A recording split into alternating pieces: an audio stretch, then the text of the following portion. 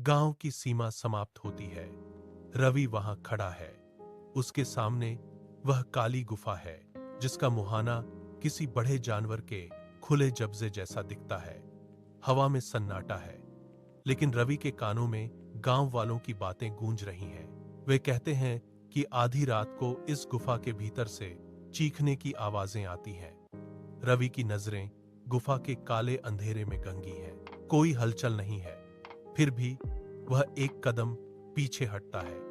वह अपने जूतों के नीचे सूखी घास के दबने की आवाज सुनता है।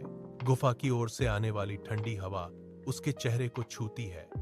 वह खड़ा है, अपनी सांसों की गति को नियंत्रित करने की कोशिश कर रहा है। गुफा के भीतर का अंधकार स्थिर है, जैसे वह किसी चीज के बाहर आने का इंतजार कर रहा हो। रवि की उंगलियां अपनी टॉर्च के बटन पर टिकी हैं। वह एक बार फिर गुफा के भीतर की उस खामोशी को गौर से देखता है। गांव अब काफी पीछे छूट चुका है। यह केवल वह है और उसके सामने खड़ी वह रहस्यमयी गुफा। वह अपनी जगह से नहीं हिलता। वह बस उस अंधेरे को घूर रहा है जहां से कभी कोई वापस नहीं आया। रवि ने टॉर्च का बटन दबाया। एक तीखी क्लिक की आवाज गूंजी और रोशनी की एक सीधी किरण अंधेरे को चीरती हुई गुफा के भीतर गई। उसने अपना दाहिना पैर आगे बढ़ाया और गुफा की चौखट पर रखा। पत्थर की सतह खुरदरी और फिसलन भरी है। जैसे ही वह अंदर पहुंचा, हवा का तापमान अचानक गिर गया। उसके चेहरे पर ठंडी और सीलन भरी हवा के झोंके टकराए। गुफा की दीवारों से पानी की बूंदों के टपकने की धीमी आवाज आ रही है। टप टप टप। रवि ने टॉर्च को ऊपर उठाया। रोशनी की परिधि में गुफा की छत और दीवारें दिखाई दीं, जिन पर काई जमी है। उसने दूसरा कदम बढ़ाया। उसके जूतों के नीचे छोटे पत्थर खिसके और गुफा में गूंज उठे। वह रुक गया। उसने अपनी सांस थाम ली। गुफा के भीतर का सन्नाटा इतना गहरा है कि उसे अपने दिल की धड़कन सुनाई दे रही है। उसने टॉर्च की रोशनी को धीरे धीरे दाएं से बाएं घुमाया। वह आगे बढ़ता गया। हर कदम के साथ गुफा की गहराई बढ़ रही है। वह अपनी टॉर्च को मजबूती से पकड़े हुए है। अचानक गुफा की गहरी खामोशी को चीरती हुई एक फुसफुसाहट रवि के कानों से टकराई। वह तुरंत रुक गया। उसने टॉर्च की रोशनी को स्थिर रखा, लेकिन उसकी उंगलियां कांपने लगीं। उसने अपनी सांस रोक ली और पूरी तरह से सचेत होकर सुनने लगा। फुसफुसाहट फिर से सुनाई दी, जैसे कोई उसके ठीक पीछे खड़ा हो। रवि ने तेजी से टॉर्च की रोशनी को दाईं ओर की दीवार पर घुमाया। रोशनी के घेरे में एक लंबी, टेढ़ी, मेढ़ी छाया उभरी। वह छाया दीवार पर अजीब तरह से हिल रही थी, जैसे कोई अदृश्य आकृति वहां खड़ी हो। रवि का दिल तेजी से धड़कने लगा। उसने टॉर्च को और कसकर पकड़ा। उसकी पकड़ से धातु की सतह दब गई। उसने छाया की ओर एक कदम बढ़ाया। छाया का आकार और भी विकृत हो गया। वह दीवार पर ऊपर नीचे नाच रही थी। रवि ने अपनी टॉर्च की रोशनी को सीधा उस छाया के केंद्र पर डाल दिया। रोशनी के तेज होते ही वह डरावनी आकृति गायब हो गई। वहां कोई नहीं था, केवल गुफा के मुहाने के पास लगा एक सूखा पेड़ था। रवि ने अपने कंधे ढीले किए और एक लंबी राहत की सांस ली। उसने अपना हाथ अपने माथे पर रखा और पसीना पोंछा। वह अब समझ गया था कि वह केवल एक भ्रम था। रवि ने टॉर्च की रोशनी को वापस नीचे की ओर मोहा। गुफा के फर्श पर बिखरे हुए छोटे पत्थरों को देखते हुए उसने एक कदम आगे बढ़ाया। तभी गुफा के गहरे अंधेरे से एक भारी आवाज गूंजी। धप धप धप। यह आवाज किसी इंसान के चलने की नहीं थी। यह पत्थर के फर्श पर किसी भारी चीज के टकराने की आवाज थी। रवि के कान खड़े हो गए। उसने अपना हाथ टॉर्च पर और मजबूती से जमा लिया। धप धप धप। आवाज अब और करीब आ गई थी। रवि की रीढ़ की हड्डी में एक सिहरन दौड़ गई। उसने अपनी सांस को पूरी तरह रोक लिया। वह पूरी तरह स्थिर खड़ा रहा, जैसे कोई शिकार अपनी जान बचाने के लिए जम गया हो। उसके चारों ओर का सन्नाटा अब भारी और दमघोंटू महसूस होने लगा था। आवाज उसके ठीक पीछे से आ रही थी। रवि का दिल उसकी पसलियों से टकराने लगा। उसने अपने पैरों को जमीन में गहा लिया। उसके माथे से पसीने की एक बूंद टपकर उसकी आंखों के पास आई, लेकिन उसने उसे पोंछने के लिए हाथ तक नहीं उठाया। वह पूरी तरह से उस आवाज पर केंद्रित था। धप धप धप। आवाज अब इतनी करीब थी कि उसे फर्श में एक हल्की सी कंपन महसूस हुई। रवि के हाथ कांपने लगे। उसने अपनी टॉर्च को पीछे की ओर घुमाया। रवि की नजरें गुफा की पिछली दीवार पर जमी थीं। वहां की चट्टानें अचानक थरथराने लगीं। पत्थर के घर्षण की एक तीखी आवाज गूंजी जो पूरे गुफा में प्रतिध्वनित हुई। रवि ने अपना हाथ दीवार की ओर बढ़ाया, लेकिन वह तुरंत पीछे हट गया। दीवार का एक बड़ा हिस्सा धीरे धीरे अपनी जगह से खिसकने लगा। धूल के गुबार गुफा की छत से नीचे गिरने लगे। रवि ने अपनी आंखें सिकोड़ लीं और अपनी टॉर्च की रोशनी को उस खिसकते हुए पत्थर पर केंद्रित किया। पत्थर की भारी सिल्लियां एक दूसरे से रगह खा रही थीं। धूल के घने बादलों के बीच से एक दरार उभरने लगी।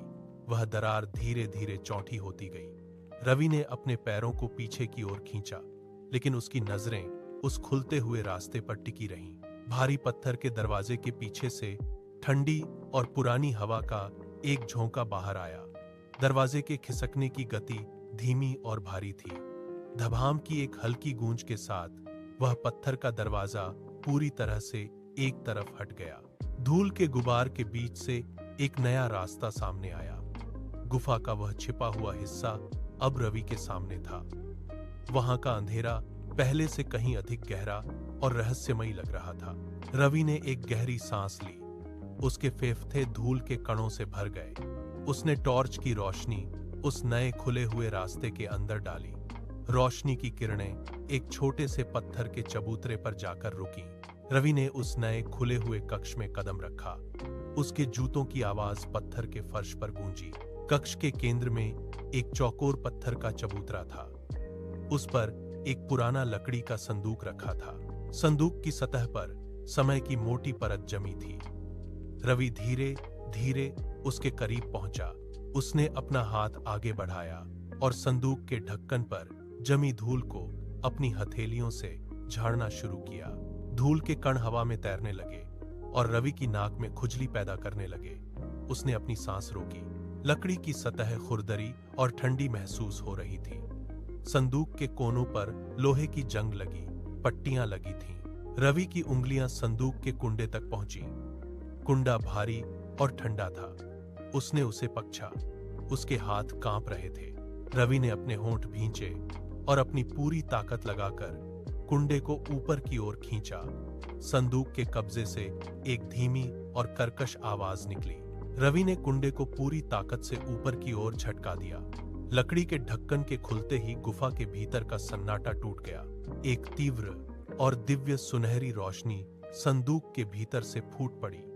यह रोशनी इतनी शक्तिशाली थी कि उसने गुफा के हर कोने में फैले अंधेरे को एक पल में चीर दिया। रवि ने अपनी आंखें चौंधिया जाने के कारण तुरंत अपने हाथ से चेहरे को ढंक लिया।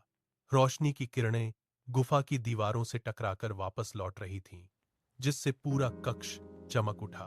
धूल के जो कण हवा में तैर रहे थे वे अब सोने की तरह चमकने लगे। रवि ने अपने हाथ धीरे धीरे हटाए। उसकी पुतलियां उस तेज रोशनी के अनुकूल होने की कोशिश कर रही थीं। तभी उस रोशनी के केंद्र से एक भारी और गूंजती हुई आवाज निकली। आवाज गुफा की चट्टानों से टकराकर चारों ओर फैल गई। वह आवाज स्पष्ट और अधिकारपूर्ण थी। उसने कहा, जो डर पर जीत पाता है वही सच्चा बहादुर होता है। रवि के कानों में यह शब्द गूंजते रहे। उसके शरीर की कंपकंपी रुक गई। वह रोशनी अब स्थिर हो गई थी, जैसे कोई जलती हुई मशाल उसके सामने रखी हो। रवि ने एक कदम पीछे लिया, लेकिन उसकी नजरें संदूक के भीतर जमी रहीं। उस सुनहरी चमक ने गुफा की ठंडी और सीलन भरी हवा को भी जैसे गर्म कर दिया था। रवि ने महसूस किया कि उसके आसपास का वातावरण पूरी तरह बदल चुका है। सुनहरी रोशनी धीरे धीरे मध्यम पड़ने लगी। रवि ने झुककर संदूक के भीतर देखा। उसकी उम्मीदें सोने के सिक्कों के ढेर पर टिकी थीं, लेकिन संदूक का निचला हिस्सा खाली था। वहां केवल एक पुराना तांबे का पदक पड़ा था। रवि ने अपना हाथ अंदर डाला और ठंडी धातु को छुआ। उसने पदक को बाहर निकाला। यह भारी था और उसकी सतह पर साहस का प्रतीक उकेरा गया था। रवि ने अपनी उंगलियों से उस नक्काशी को महसूस किया। धातु की खुरदरी बनावट उसकी हथेली में चुभ रही थी। उसने पदक को रोशनी के सामने घुमाया। तांबे की चमक मंद थी, लेकिन उस पर बना निशान स्पष्ट था। रवि ने एक गहरी सांस ली। उसने पदक को अपनी जेब में डाला और उसे मजबूती से दबाया। जेब के अंदर पदक का कोना उसकी जांघ पर दबाव डाल रहा था। वह दबाव उसे वास्तविक लग रहा था। रवि ने अपने कंधे ढीले किए। उसके शरीर की जकड़न कम हो गई। उसने संदूक के ढक्कन को वापस नीचे गिराया। लकड़ी के टकराने की आवाज कक्ष में गूंजी।